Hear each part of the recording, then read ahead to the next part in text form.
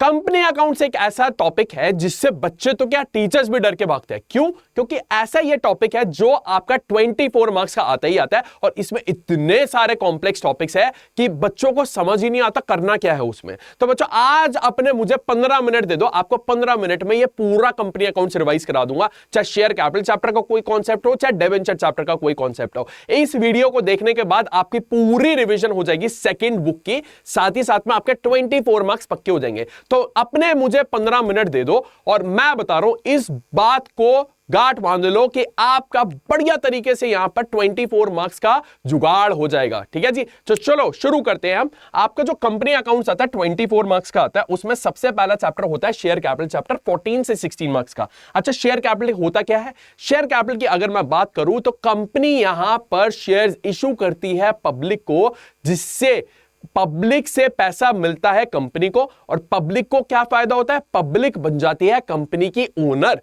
Owner या फिर आप बोल सकते हैं शेयर होल्डर। ठीक है जी, तो शेयर कैपिटल चैप्टर में हम क्या करते हैं, जो शेयर इशू कर रहे हैं ना उसकी अकाउंटिंग करते हैं।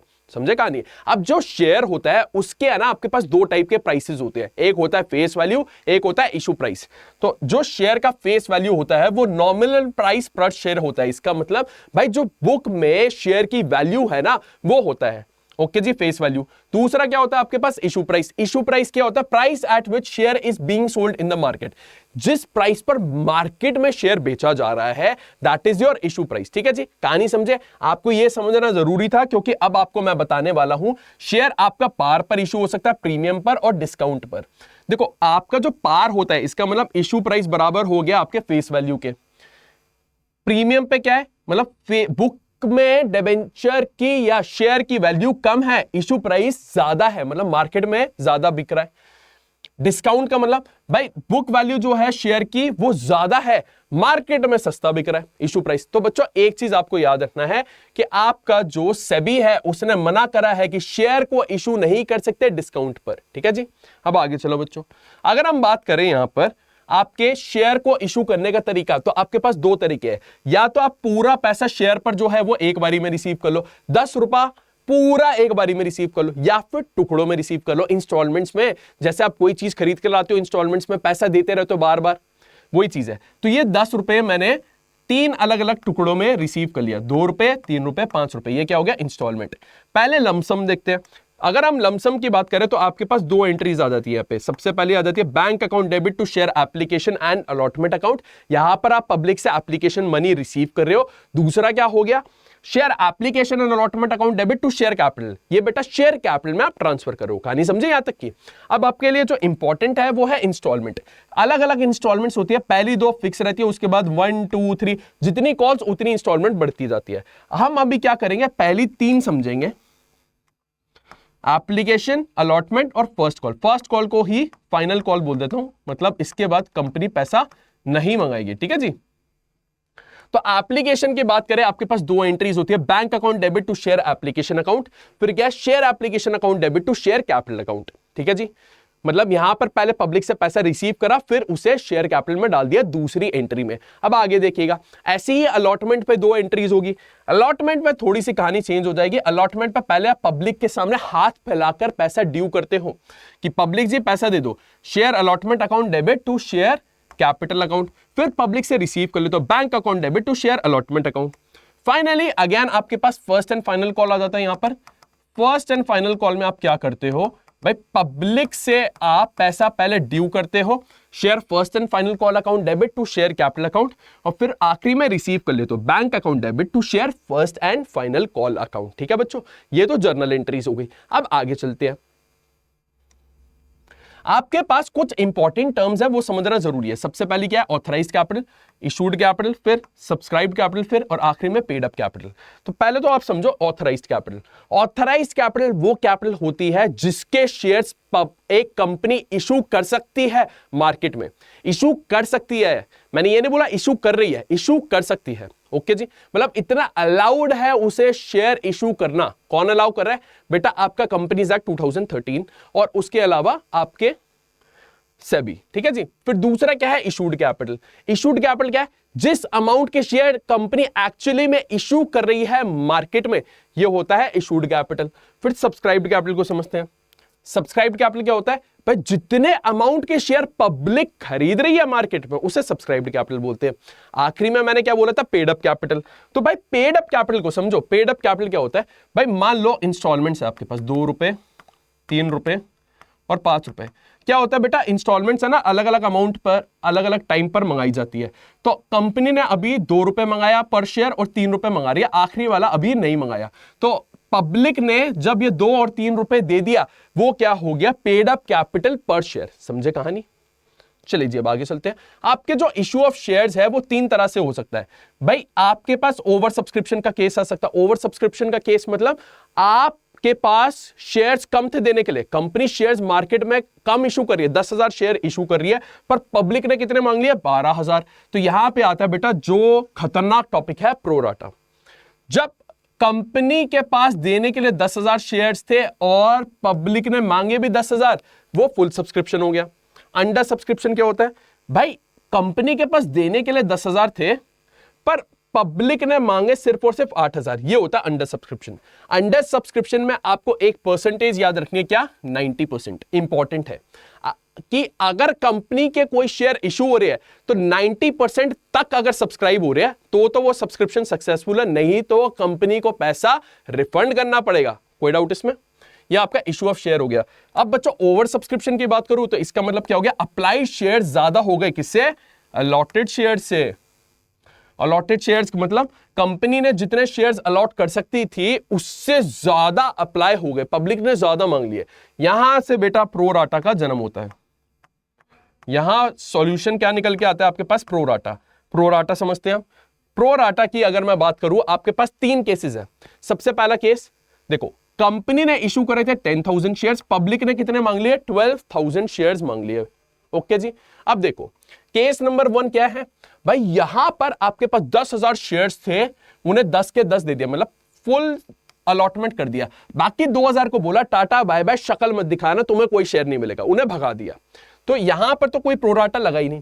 केस नंबर 2 देखो, केस नंबर 2 क्या है भाई, 12,000 शेयर्स अप्लाई हुए। 12,000 वालों को बोलते हैं बेटा हमारे पास 12,000 शेयर नहीं है, 10,000 है, लेना है तो लो वरना मजे करो। तो यहां पर जिन्होंने 12,000 शेयर मांगे उन्हें कितने दिए कंपनी ने, 10,000। यहां पर होता है प्रोराटा का जन्म। और इसका एक एडवांस केस देखें तो केस नंबर 3 है भाई, कंपनी ने इशू करे थे 10,000 शेयर्स पर पब्लिक ने मांग कितनी ली है, 12,000। तो बच्चों देखो 12,000 10,000, जिन्होंने 5,000 मांगे उन्हें पूरे 5,000 शेयर्स दे दिए, तो ये क्या हो गया, फुल। जिन्होंने मांगे 6,000 शेयर्स उन्हें कितने मिले, 5,000 शेयर्स। यहां पे आ गया आपके पास प्रोराटा। और जिन्होंने मांगे 1,000 शेयर्स उन्हें भगा दिया कि भाई तुम्हें कोई शेयर नहीं मिलेगा, उन्हें कर दिया हमने रिजेक्ट। ये प्रोराटा का आपका आइडिया लग गया। अगर आपको प्रोराटा में डाउट है, क्वेश्चन सॉल्व करवाने हैं, तो एक काम करना, कंपनीज अकाउंट का मेरा मैराथन है, कॉमर्स अड्डा चैनल पर मिल जाएगा, उसे आप देख लेना। बहुत सारे प्रोराटा के क्वेश्चन करवाए हैं, ठीक है बेटा, तो आपको मिल जाएगा वो। अब आगे चलते हैं बच्चों। देखो अगर हम आगे की बात करें तो आपके पास फिर आता है calls in advance. Calls in advance क्या है बेटा, ये वो इंस्टॉलमेंट है जो कंपनी ने मांगी नहीं थी, पर कोई महानुभाव, कोई बहुत ही अच्छा इंसान पहले ही पैसा दे गया। ठीक है जी। ये होता क्या है, कंपनी के लिए होता है लायबिलिटी, क्योंकि ये पैसा कल को वापस देना पड़ सकता है, तो ये लायबिलिटी है। अच्छा जी, इसको रिकॉर्ड कैसे करते हैं, सबसे पहले तो आप पैसा रिसीव करोगे तो bank account debit to calls in advance account receive कर लिया, और फिर calls in advance account debit to share first and final call account transfer कर दिया। इसका मतलब क्या है भाई, पहले तो आपने पैसा रिसीव कर लिया, पर फिर सही टाइम आने पर उसे जो कॉल पर रिसीव करा था उसमें ट्रांसफर कर दिया। ये कॉल्स इन एडवांस हो गया। इसी का उल्टा होता है कॉल्स इन अरियर। यहां पर आप पैसा मांगते रह गए, कंपनी पैसा मांगती रह गई, पैसा दे दो दे दो दे दो, दिया ही नहीं। तो ये कौन सा केस होता है, इसमें जो अकाउंटिंग होती है 2 तरीके से होती है कि आप तो कॉल्स इन अरियर अकाउंट नहीं खोल रहे हो, तो उस केस में क्या होगा, पहले तो आप अमाउंट ड्यू कर रहे हो, तो share first call account debit to share capital account amount due कर दिया। फिर उसके बाद क्या, bank account debit to share first call account यहां पे ट्रांसफर कर दिया। ट्रांसफर क्या करें, आप इसे ये बोल सकते हो कि भाई पब्लिक से पैसा रिसीव जो करा है ना, वो अमाउंट माइनस करके रिसीव कर लिया जितना आपने नहीं रिसीव करा। ठीक है ना। फॉर एग्जांपल आपने 10,000 शेयर्स इशू करे थे, लेकिन 1,000 शेयर्स पर पैसा नहीं मिला, तो यहां पर जो आप अमाउंट रिसीव लिखोगे ना, वो 9,000 शेयर्स से लिखोगे। एग्जांपल समझे। अब आगे चलो, अगर आप कॉल्स इन अरियर अकाउंट खोलते हो तो यहां पर क्या होगा भाई, पहले पैसा आपने पब्लिक से रिसीव करा, उसमें जो पैसा नहीं मिला वो कहां जाएगा, कॉल्स इन अरियर अकाउंट में, और finally to share capital account में, इन दोनों का सम चला जाएगा। कोई डाउट इसमें? ये बच्चों कॉल्स इन अरियर अकाउंट है। अब आगे देखो, अब अगर मैं बात करूं फॉरफीचर, आपका सबसे खतरनाक टॉपिक है, बच्चों की नींद उड़ा देता है। फॉरफीचर का मतलब क्या होता है भाई, किसी महानुभाव इंसान ने कुछ पैसा शेयर पर नहीं दिया और कंपनी ने इस बात पर कर दिया उसके शेयर्स कैंसिल, इसे बोलते हैं फॉरफीचर ऑफ शेयर। ठीक है बच्चों, तो फॉरफीचर ऑफ शेयर के आपके दो केसेस बनते हैं।